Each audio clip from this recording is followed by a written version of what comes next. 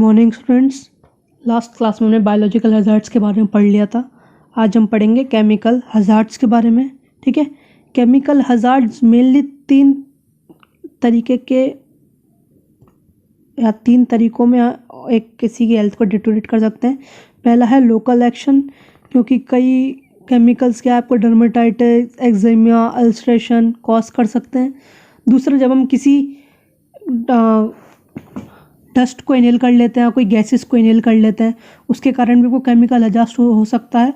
और थर्ड है आपका इंजेक्शन के कारण, जब कोई हम इंजेस्ट कर लेते हैं कोई जैसे केमिकल सब्सटेंस हो गया, जैसे कि mercury, lead, arsenic, zinc, phosphorus, अगर हम इन्हें इनहेल कर लेते हैं या फिर सॉलो कर लेते हैं, इंजेस्ट कर लेते हैं, उसके कारण भी कई बार आपको केमिकल हज़ार्ड देखने को मिल सकते हैं। तो हम इसमें ये देखेंगे कौन कौन से केमिकल हज़ार्ड हो सकते हैं। तो सबसे पहले इसमें हम देखेंगे disease due to chemical hazards. Disease कौन कौन से हो सकते हैं ड्यू टू केमिकल एजेंट। ठीक है, केमिकल एजेंट के कारण कौन कौन से डिजीज़ होते हैं। सबसे पहला गैस पॉइजनिंग, जब हम गैसेस को इनहेल कर लेते हैं, जैसे कि कार्बन मोनोऑक्साइड गैस हो गई या फिर एनेस्थेटिक गैसेस जैसे कि क्लोरोफॉर्म हो गई, अगर हम उन्हें इनहेल कर लेते हैं तो कहीं ना कहीं ये हमें केमिकल हज़ार्ड दे सकती हैं, क्योंकि ये हाईली गैसेस होती हैं वो हाईली पॉइजनस होती हैं, जिसके कारण कई बार हमारे रेस्पिरेटरी ट्रैक में भी हमें सांस लेने में दिक्कत हो जाती है और बहुत सारे अदर हमारे जो हेल्थ रिलेटेड इशू हैं उसको हम देख सकते हैं इन चीज़ों के अंदर। नेक्स्ट है इनऑर्गेनिक डस्ट। इनऑर्गेनिक डस्ट में मेनली क्या होता है, जैसे कि कई बार क्या होता है कोल डस्ट। ठीक है, कोल डस्ट का मतलब होता है जो इंसान कोयले की खदानों में काम करता है, जब वो उस डस्ट को जो कोल की डस्ट होती है उसको जब अगर वो इनहेल कर लेता है तो उसको एंथ्रेकोसिस होने के चांसेस हो जाते हैं। ठीक है, सिलिका डस्ट को अगर कोई इनहेल कर लेता है तो उसको सिलिकोसिस होने के चांस हो जाते हैं। ठीक है, next, silicosis is the oldest occupational disease develop in people who have inhaled silica dust for many years. ठीक है, ये जो सिलिकोसिस है वो एक बहुत पुरानी ऑक्यूपेशनल लंग डिसीज है जो डेवलप होती है लोगों में जिन्होंने सिलिका डस्ट को इनहेल कर लिया है। इसका दूसरा नाम फाइब्रोजिंग निमोनियोकोनियोसिस भी है। फाइब्रोजिंग निमोनियोकोनियोसिस भी इसका दूसरा नाम है सिलिकोसिस का।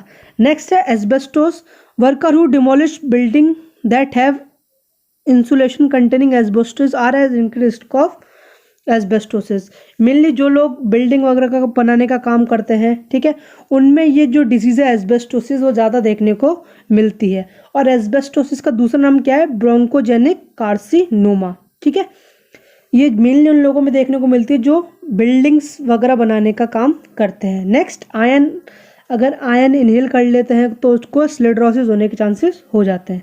Next, organic dust. ठीक है, जो ऑर्गेनिक डस्ट है जैसे कि केन फाइबर, कॉटन डस्ट या फिर ग्रेन डस्ट के कारण कौन कौन सी बीमारी हो जाती है वो हम देख लेते हैं।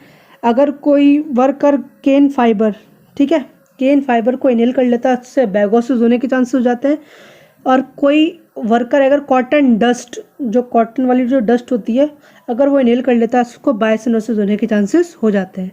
ठीक है, it produces obstructive impairment of lung function. जो कॉटन डस्ट है वो इम्पेयरमेंट कर सकती है लंग फंक्शन का, जो आगे जाके अस्थमा को भी कॉज कर सकता है। ग्रेन डस्ट अगर कोई इनहेल कर लेता है कोई वर्कर तो उसको फार्मर लंग्स होने के चांसेस हो जाते हैं।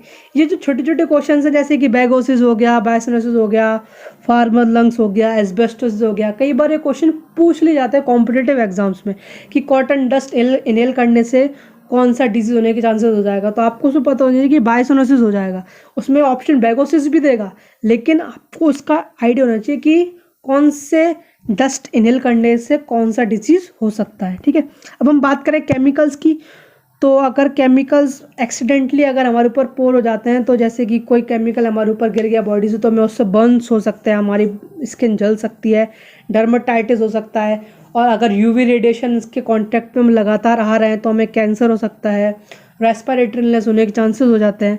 ठीक है, अगर कई बार मेटल्स की बात करें तो जैसे कि जो मेटल्स जैसे कि लेड हो गया, मर्कुरी हो गया, आर्सेनिक हो गया, क्रोमियम हो गया, उसको हम इंजेस्ट कर लेते हैं या सॉलो कर लेते हैं तो उससे भी हमें कहीं ना कहीं डिसीजेज होने के चांसेस बढ़ जाते हैं, जिसको बोलते हैं केमिकल हजार्ड्स। ठीक है, जो इंजेस्टेड मटेरियल है मेनली वो फीसिस के द्वार से बाहर निकल जाता है, लेकिन कई बार क्या होता है, जो अगर हम जब ये मेटल्स इंजेस्ट कर लेते हैं तो ये हमारे ब्लड सर्कुलेशन में पहुंच जाते हैं, जो हमारी बॉडी को क्या कर सकते हैं, हार्म कर सकते हैं। ठीक है, तो ये तो हो गया आपके केमिकल हजार्ड्स। केमिकल हजार्ड में हमने पढ़ा सबसे पहले, तो केमिकल हजार्ड्स में आपसे एसिड्स से हो सकते हैं, जैसे कि कई बार एसिड्स गिर जाते हैं, बेसिस हो सकते हैं, मेटल्स अगर हम हेवी मेटल्स को इंजेस्ट कर लेते हैं या इनहेल कर लेते हैं उससे हो सकते हैं, पेट्रोलियम से हो सकते हैं, एस्बेस्टोसिस, सिलिका जो हमने आगे पढ़ा था वो हो सकते हैं, फ्यूम्स से हो सकते हैं, और हाईली रिएक्टिव मेटल से हो सकते हैं। ये तो होगा आपके केमिकल हजार्ड्स। फिर हमने डिजीज पढ़े, केमिकल एजेंट्स के कौन कौन से डिजीज हो सकते हैं, उसमें हमने गैसेस के बारे में पढ़ा, गैस पॉइजनिंग के बारे में। उसमें हमने पढ़ा क्लोरोफॉर्म हो गई या फिर आपकी कार्बन मोनोऑक्साइड गैसेज हो गई, उन्होंने इनहेल करने से कौन कौन से डिजीज हो सकते हैं। इनऑर्गेनिक डस्ट में हमने एंथ्राकोरोसिस, सिलिकोसिस, एस्बेस्टोसिस के बारे में पढ़ा, स्लेडरोसिस के बारे में पढ़ा। उसके बाद हमने ऑर्गेनिक डस्ट में बैगोसिस, बायसिनोसिस, ग्रेन डस्ट के बारे में पढ़ा।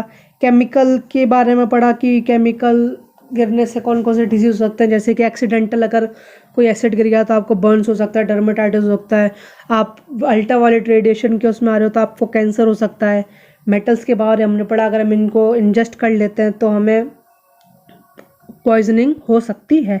नेक्स्ट हम पढ़ेंगे साइको सोशल हजार्ड्स के बारे में। साइको सोशल हजार्ड मेनली वहाँ पे होते हैं जहाँ पे एक तो वर्किंग कंडीशन आपकी अच्छी नहीं हो, जैसे कि आपकी वर्किंग कंडीशन बहुत हाई हो, जैसे कि 12 आवर्स या फिर 16 आवर्स अगर आप कोई वहाँ पे काम कर रहे हैं तो आपको साइको सोशल हजार्ड देखने को हो सकता है। वायलेंस, बुलिंग, इनके बारे में हम पढ़ेंगे।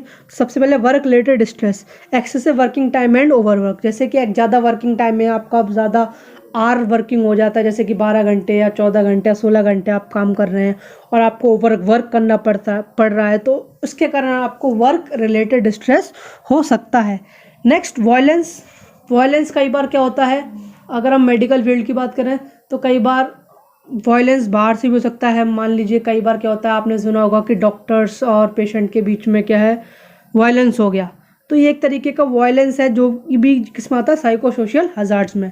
नेक्स्ट है बुलिंग मतलब होता है इमोशनल और वर्बल अब्यूज़, मतलब या तो आपकी साथी आपका जो साथ जो काम कर रहा है अगर वो आपको बुलिंग कर रहा है, मतलब आपको इमोशनली या वर्बली अब्यूज़ कर रहा है, तो वो किस में आएगा, बुलिंग में आ सकता है। ठीक है, जैसे कि मान लीजिए आपके साथ कोई आपकी नर्सिंग ऑफिसर, कोई साथी नर्सिंग ऑफिसर आपके साथ इमोशनली आपको अब्यूज़ करता है या वर्बली आपको अब्यूज़ करता है, तो ये कहीं ना कहीं साइको सोशल हजार्ड्स में आ जाएगा। ठीक है, नेक्स्ट है सेक्सुअल हरासमेंट। ये मेनली आपको जो वर्किंग कंडीशंस है उसमें जितने भी फीमेल्स वर्किंग कंडीशन है वहाँ पे आपको देखने को मिलेगा कि आप वहाँ पे क्या है, जो मेनली सेक्सुअल हरासमेंट है वो आपको देखने को मिल सकता है।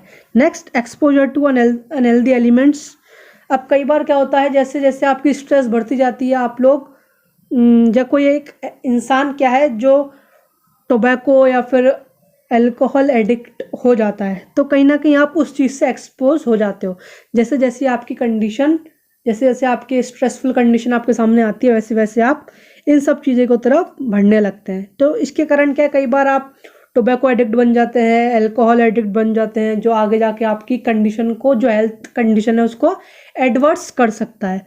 ठीक है, अब disorder due to psychological agent के कारण कौन कौन से डिसऑर्डर्स हो सकते हैं, आपको डिप्रेशन देखने को मिल सकता है, डिस्करेजमेंट देखने को मिल सकता है, एंजाइटी देखने को मिल सकती है, memory loss, dissatisfaction, frustration, irritability और डिस्करेजमेंट देखने को मिल सकता है।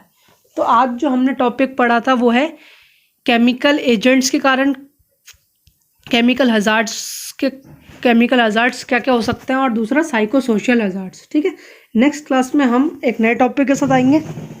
Thank you and have a nice day.